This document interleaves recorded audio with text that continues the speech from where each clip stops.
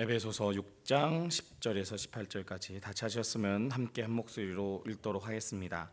끝으로 너희가 주 안에서와 그 힘의 능력으로 강건하여지고 하나님의 전신갑주를 입으라.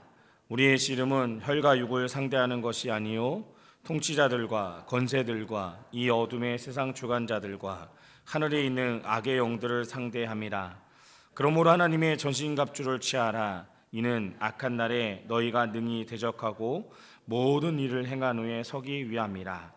그런즉 서서 진리로 너희 허리띠를 띠고 의의 호심경을 붙이고 평안의 복음이 준비한 것으로 신을 신고 모든 것 위에 믿음의 방패를 가지고 이로써 능히 악한 자의 모든 불화살을 소멸하고 구원의 투구와 성령의 검 곧 하나님의 말씀을 가지라.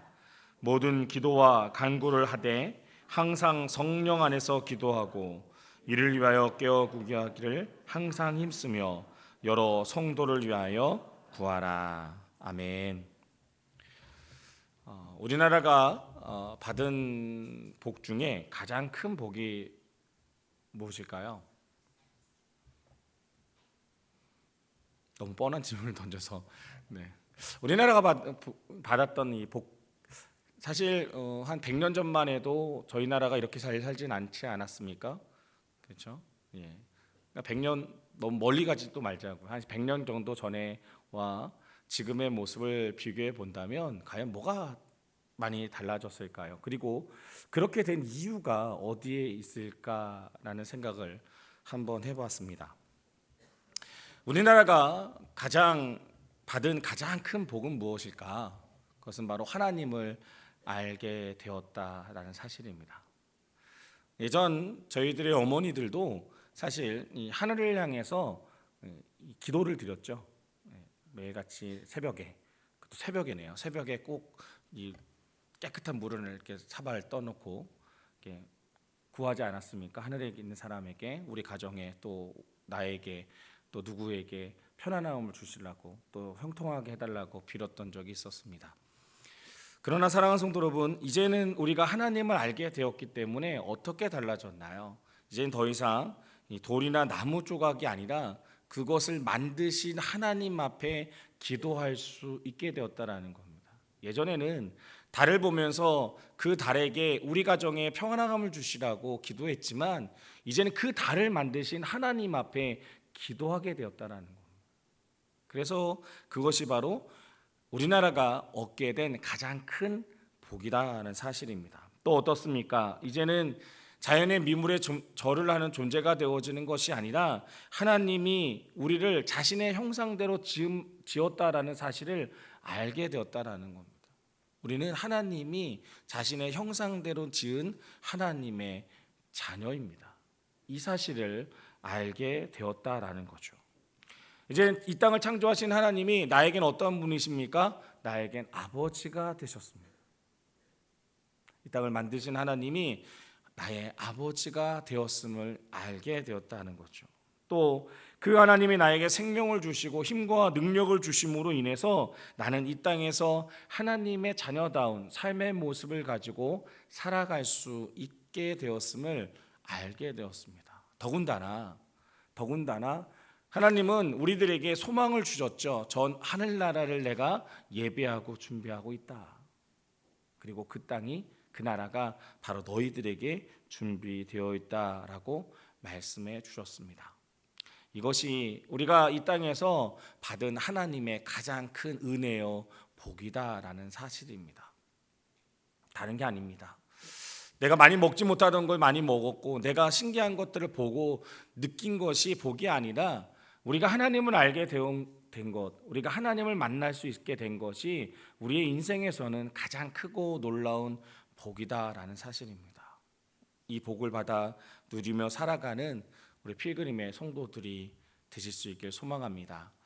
그래서 올 한해는 그런 복을 누릴 수 있는 한 해가 되실 수 있길 소망합니다. 하나님으로부터 흐르는 그 놀라운 은혜, 그 복에 감사하고 그 복을 나눠줄 수 있는 그런 우리 필그림의 성도들이 되실 수 있길 바랍니다. 우리 옆 사람에게 이렇게 인사했으면 좋겠습니다. 하나님의 복을 받아 누리는 사람이 됩시다.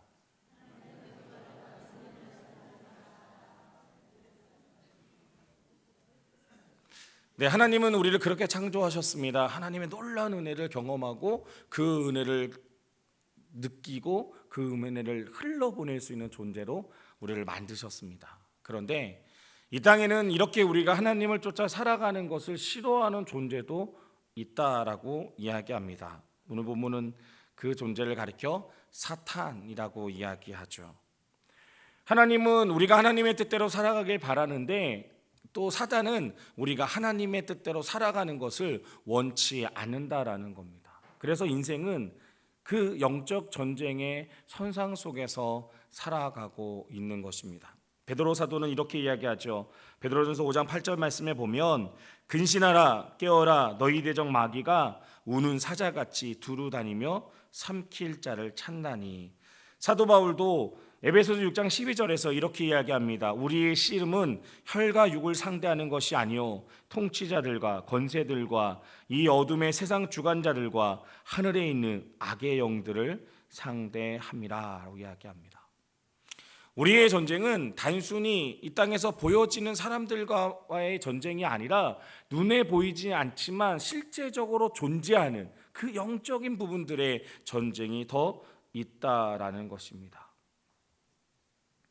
그래서 사도 바울은 디모데에게 편지를 쓰면서 당부하기를 디모데에게 두 가지의 당부를 합니다. 하나는 예수님의 좋은 병사가 될 것과 너는 믿음의 선한 싸움을 잘 달려가라라는 것을 당부하고 있는 것을 디모데후서를 통해서 살펴볼 수 있습니다. 자, 그래서 우리는 이 땅에서 이 영적 전쟁을 치르며 살아가야 될 하나님의 군사가 되었습니다. 이제는 이 영적 전쟁을 승리로 이끌 수 있는 우리 모든 필그림의 성도들이 되시길 소망합니다. 어떻게 하면 영적 전쟁을 승리로 이끌 수 있을까요? 우리 옛말에 이런 말이 있죠. 지피지기면 백전백승이다. 나를 알고 적을 알면 내가 그 전쟁에서 승리를 얻을 수 있다라는 말입니다. 그래서 오늘은 먼저 그 사탄이라는 존재가 어떤 존재인가라는 것을 함께 살펴보려고 합니다. 사탄은 초인간적이고 초자연적인 능력을 가지고 있는 존재입니다. 물론 하나님과 같지는 않지만 하나님처럼 절대적인 능력을 가지고 있지는 않지만 사단은 인간보다는 좀 나은 능력을 가지고 있다라는 겁니다. 우리가 그런 사실을 어디서 살펴볼 수 있냐면 욥기서를 통해서 살펴볼 수 있습니다. 욥기서를 보면 하루는 사탄이 하나님 앞에 나타납니다. 그래서 하나님께서 사탄에게 묻죠. 야, 너 어디서 왔다 왔냐? 라고 묻습니다. 그랬더니 사탄이 저 땅 두루 돌아다니고 왔어요 라고 대답하죠. 그러자 하나님은 욥을 자랑하면서 사탄에게 묻습니다. 그래? 그러면 내 종 욥을 봤니? 그와 같이 온전하고 정직하게 하나님을 경외하고 악에서 떠난 사람은 없어 라고 말을 합니다. 그러자 사탄이 하나님 앞에서 도전을 합니다. 그건 하나님이 뒤를 잘 봐주고 있기 때문에 욥이 그렇게 하나님을 섬기는 겁니다. 만약 그의 상황과 환경이 바뀌면 그렇게 하나님을 온전히 믿거나 정직하게 살아가지 않을 겁니다라고 이제 하나님 앞에 도전하는 것을 볼 수 있습니다. 우리가 욥기서의 말씀을 읽다 보면 먼저 발견되는 사단의 특징은 이 사단은 두루 다니며 사람을 살펴보고 있다라는 겁니다. 그렇죠? 땅을 두루 다니며 어떤 사람들이 있는지를 살펴보고 그리고 어떤 사람들이 하나님 앞에 바로 서고 있는지를 살펴보는데 여기서 중요한 것은 사단이 두루 다니며 찾고 있는 사람은요 믿지 않는 사람이 아니라 믿는 자들이라는 겁니다. 하나님을 온전히 따르고 섬기는 사람들에게 지대한 관심을 갖고 있습니다. 왜 그렇습니까? 그 사람을 어떻게 하면 넘어뜨릴까를 고민해야 되거든요. 하나님 앞에 하나님을 철저히 섬기고 예배하며 또 이웃을 사랑하는 그 실천들을 하는 사람들이 누구인가? 그것에 대한 관심을 가지고 사람들을 살펴보고 있는 것이 바로 이 사단이라는 겁니다. 하나님을 섬기지 않고 내 마음대로 살아가는 사람들에게는 사단은 관심을 기울이지 않습니다. 제가 이렇게 설교를 하면 또 오해하시는 분들이 있을 수 있어요. 그러면 사단의 관심을 피하기 위해 나는 내 마음대로 살아야지 이렇게 생각하시면 안 됩니다. 사단이 그만큼 우리 그리스도인들을 넘어뜨리기 위한 촉각을 곤두세우고 있다. 그런 심각성을 느끼셔야 한다는 거죠. 또 욥의 기록을 보면 어떻습니까? 사단은 이 아주 절대적인 능력은 없었지만 초인간적인 능력을 보여줍니다. 어떤 일들이 있습니까? 폭풍과 같은 자연의 힘을 움직여서 욥의 가축들을 전부 다 죽였습니다. 사단이 했습니다. 또 어떤 일들이 있었습니까? 갈대아라는 나라의 군대를 동원합니다. 사단이 했습니다. 그래서 재산을 모두 다 뺏어갔죠. 그리고 그의 종들과 그의 자녀들을 죽였고, 사단이 욥의 몸에는 피부병이 나타나게 했다라는 겁니다. 사랑하는 성도 여러분, 사단은 우리보다 뛰어난 능력이 있는 것이 사실입니다. 그렇다고 해서 우리가 이런 모습을 보면서 두려워 떨 필요는 없습니다. 우리가 이런 모습을 보면서 깨달아야 될 사실 하나는, 내가 사단과 정면으로 부딪혀서는 절대로 이길 수 없다라는 사실입니다. 그래, 그 사단 내가 때려잡고 말 거야 라고 하셔도 때려잡을 수 없다라는 겁니다. 욥의 아내는 또 남편 욥에게 뭐라고 말합니까? 욥기서 2장 9절 말씀에 보면 그의 아내가 그에게 이르되 당신이 그래도 자기의 온전함을 굳게 지키느냐, 하나님을 욕하고 죽으라. 평생 욥을 보았던 아내가 지금 욥에게 말하는 겁니다. 당신 모습 보니까 하나님을 욕하고 죽는 게 나을 것 같아. 이런 이야기죠. 그럴 때 욥이 무엇이라고 대답하고 있습니까? 2장 10절 말씀에 보면 그가 이르되 그대의 말이 한 어리석은 여자의 말 같도다. 우리가 하나님께 복을 받았은즉 화도 받지 아니하겠느냐 하고 이 모든 일에 욥이 입술로 범죄하지 아니하니라. 앞서 모든 재산을 빼앗겼을 때도 욥은 이렇게 이야기합니다. 1장 21절 말씀에 보면 이르되 내가 모태에서 알몸으로 나왔사온즉 또한 알몸이 그리로 돌아가올지라. 주신 이도 여호와시요 거두니신 이도 여호와시오니 여호와의 이름이 찬송을 받으실지니이다 하고, 욥은 바로 영의 사람이었다라는 사실입니다. 그래서 자신에게 나타나는 모든 모습과 상황을 이 육의 눈으로 바라보는 것이 아니라 영의 눈으로 바라보았다라는 사실입니다. 육의 눈으로 바라봤다면요, 한탄과 불평과 불만이 나왔겠죠. 하나님 어떻게 나에게 이러실 수 있습니까? 내가 하나님의 뜻대로 얼마나 많이 살았고, 얼마나 많이 하나님 앞에 예배를 드렸고, 내가 얼마나 하나님 앞에 봉사와 헌신을 했는지 하나님이 알지 않으십니까? 그런데 어떻게 나에게 이런 일이 생길 수 있습니까? 라고 말할 수 있었겠죠. 그러나 욥은 영의 사람이었다는 겁니다. 그래서 그 상황과 모습을 육의 눈이 아닌 영의 눈으로 바라보았습니다. 그리고 그렇기 때문에 하나님을 벗어나지 않고 하나님 안에서 머물러 있을 수 있는 욥의 모습을 발견할 수 있습니다. 사랑하는 성도 여러분, 사단은 이와 같이 인간보다 뛰어난 능력을 가지고 있다는 사실을 기억하는 성도들이 되실 수 있길 소망합니다. 욥의 가솔들을 해치고 재산을 빼앗고 온몸에 악창이 나게 하고 부부 사이를 갈라놓으며 전쟁과 기근과 지진을 만들 수 있는 것이 바로 사단의 능력입니다. 사단은 창세 이후로 수많은 사람들과 가정을 파탄시켰습니다. 수많은 나라의 왕들을 멸망으로 인도하고 있었다라는 겁니다. 그렇기 때문에 우리는 시험에 들지 않도록 깨어 있어야 합니다. 성경은 우리에게 그래서 깨어 기도하라고 말씀하고 있습니다. 또 사단은 어떻습니까? 사단은 군대와 같은 조직적인 면을 가지고 있습니다. 아주 일사불란하게 조직적으로 공격해 오는 것을 볼 수 있습니다. 또 사단은 사람들을 충동하여 죄를 범하게 합니다. 구원받은 자에게 두려움을 주고 절망감을 주므로, 또 패배감과 수치감을 주므로 무력하게 만드는 것을 볼 수 있습니다. 우리는 성경을 통해서 그와 같은 사실을 많이 발견할 수 있죠. 다윗이 범죄한 것, 베드로가 범죄한 것, 또 가룟 유다, 아나니와 삽비라, 결국 그 모든 이들은 바로 이 사단의 공작에 넘어가 버린 사람들이었습니다. 또 사단은 우리의 영의 눈을 어둡게 함으로 가장 진리와 본질을 쫓아 살아가는 것이 아닌 다른 것을 쫓아 살아가게 만듭니다. 이 세상에서 중요한 것은 우리가 하나님의 부르신 대로 그 목적대로 살아가는 것입니다. 그런데 사단은 우리가 다른 것에 집중하도록 합니다.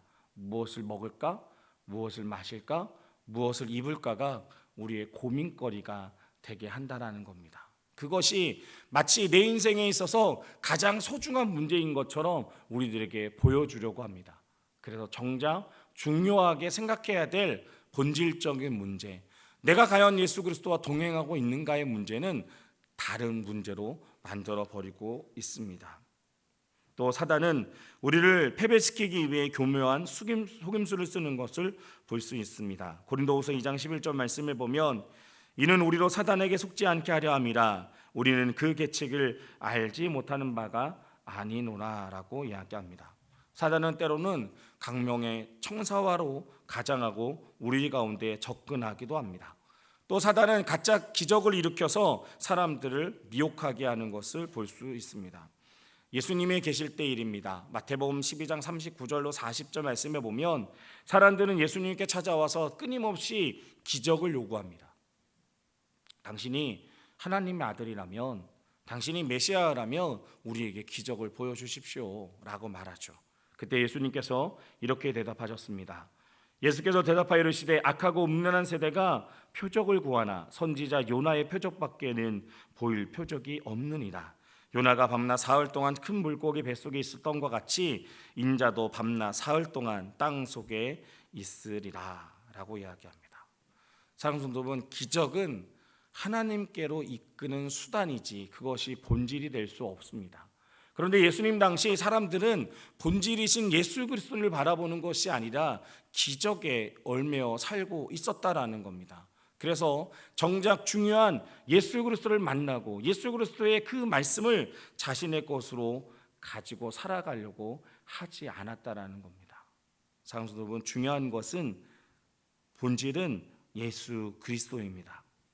그런데 사단은 이와 같이 기적을 통해서 우리를 미혹해 하려고 합니다. 요한계시록 13장 말씀에 보면 이 마지막 때에 적그리스도가 나타납니다. 그런데 그 적그리스도가 죽게 됩니다. 근데 그 죽게 되었던 상처가 다시 도로 났습니다. 그래서 온 세계가 놀랐고 온 세계가 그를 따르게 된다라고 말하고 있습니다. 가짜 기적을 통해 사람을 미혹하고 하나님으로부터 멀리 떨어지게 만들고 하나님이 아닌 다른 것들을 추구하도록 만드는 것이 바로 사단의 방법입니다. 또 사단은 교회 안에서도 역사하는 것을 볼 수 있습니다. 교회가 해야 될 일들을 잃어버리게 합니다. 요한계시록 2장 24절 말씀에 보면 두 아들이 남아있어 이 교훈을 받지 아니하고 소위 사탄의 깊은 것을 알지 못하는 너희에게 말하노니 다른 짐으로 너희에게 지울 것은 없노라 라고 이야기합니다.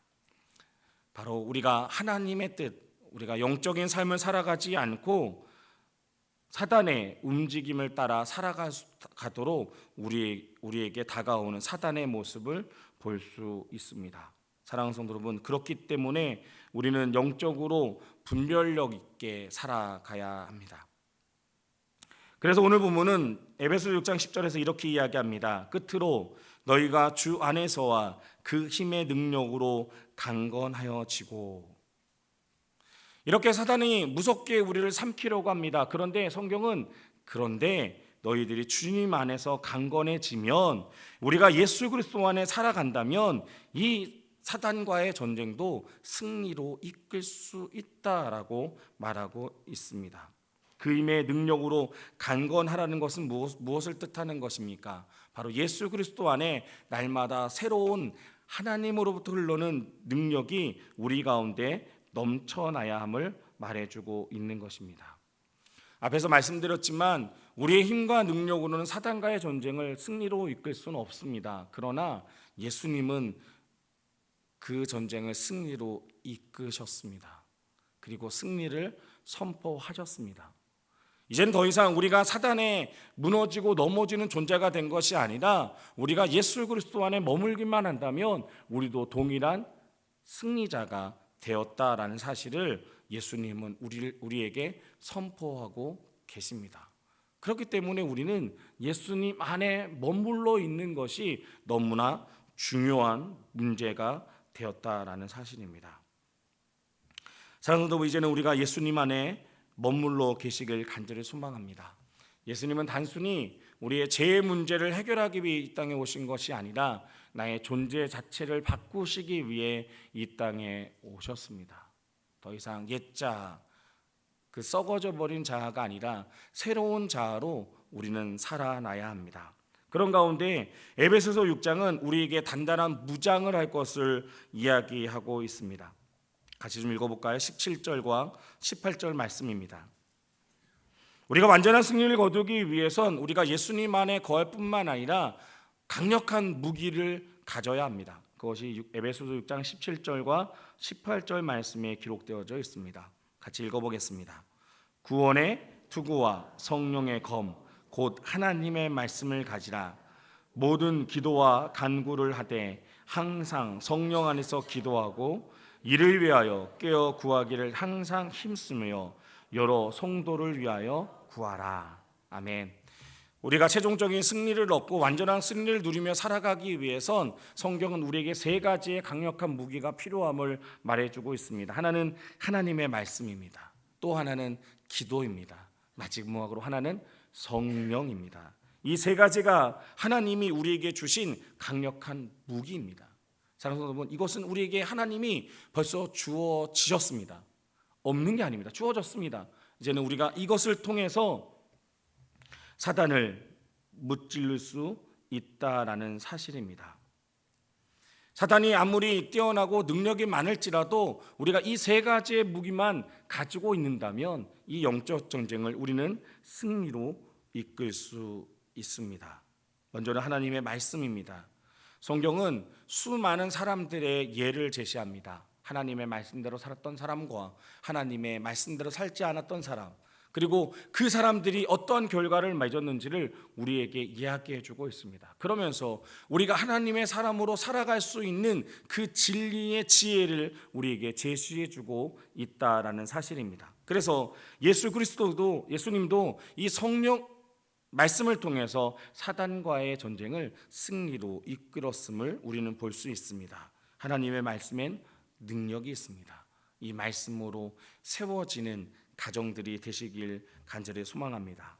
또 우리는 기도해야 합니다. 성경은 늘 우리에게 깨어 기도하기를 말하고 있습니다. 깨어 기도할 때 하나님의 능력이 우리 가운데 임합니다. 마지막으로 성령입니다. 성령님은 우리를 떠나지 않겠다라고 약속하셨습니다. 우리가 어디에 있든지 무엇을 하든지 하나님의 성령님은 우리와 늘 동행하고 계시다라는 사실입니다. 왜 성령님이 우리와 동행하시나요? 그것은 우리를 돕기 위해서 동행하고 계시다라는 사실입니다. 사랑하는 여러분, 이제는 도우시는 이 성령님의 능력이 바로 우리 살아가는 성도님들의 가정 가운데 또 삶 속에 나타날 수 있길 간절히 소망합니다. 하루하루의 삶의 모습을 돌이켜 보시며 이제는 실패자가 아니라 넘어지고 패배자가 아니라 하나님의 승리자로 살아가시는 우리 필그림의 성도들이 되실 수 있길 소망합니다. 매일매일의 영적 전쟁을 승리를 이끌어서 이제는 주님 앞에 나왔을 때 주님, 내가 승리 얻었습니다. 내가 예수 그리스도 안에 이겼습니다라고 담대하게 고백할 수 있는, 담대하게 선포할 수 있는 우리 모두가 되실 수 있길 간절히 소망합니다. 기도하겠습니다.